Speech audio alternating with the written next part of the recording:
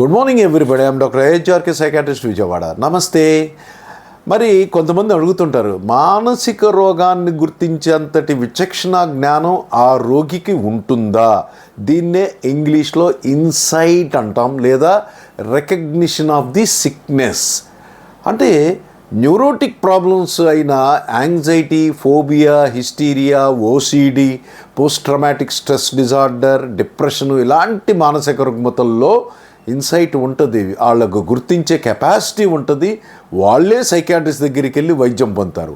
అయితే సైకోసిస్, అది ఫంక్షనల్ కానీ ఆర్గానిక్ కానీ, స్కిజోఫ్రీనియా లేదా అదర్ డిజార్డర్స్, అంటే ఒక ఉన్మాదం లాంటి జబ్బుల్లో మాత్రం వాళ్ళకి ఆ జబ్బును గుర్తించే విచక్షణ జ్ఞానం, ఇన్సైట్ని కోల్పోతారు. కాబట్టి అంటే వాళ్ళు మాత్రమే వాళ్ళ కుటుంబ సభ్యులు కానీ, స్నేహితులు కానీ, రిలేటివ్స్ కానీ, సహోద్యోగులు కానీ, ఏంటి ఎప్పుడు బాగానే ఉండేవాడు, ఈ మధ్య కొంత కేర్లెస్గా ఉంటున్నాడు, కోపగిస్తున్నాడు, అకారణంగా దూషిస్తున్నాడు, తనలో తను మాట్లాడుకుంటున్నాడు, నవ్వుకుంటున్నాడు, గొనుక్కుంటున్నాడు, తేడాగా ప్రవర్తిస్తున్నాడు, సరైన వస్త్రధారణ లేదు, సరిగ్గా తలదూకోవట్లేదు, సరిగ్గా గడ్డం గీసుకోవట్లేదు, మరి ఏవేవో ఊహలు భ్రమలు అంటున్నాడు, మనిషి లేకుండా మాటలు వినిపిస్తున్నాయి అంటున్నాడు.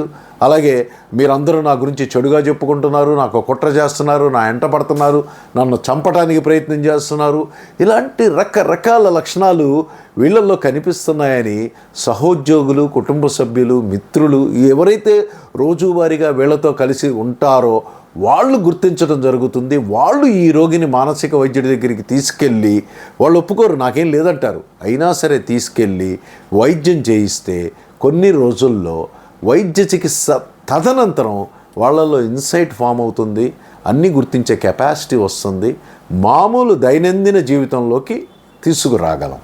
Thank you.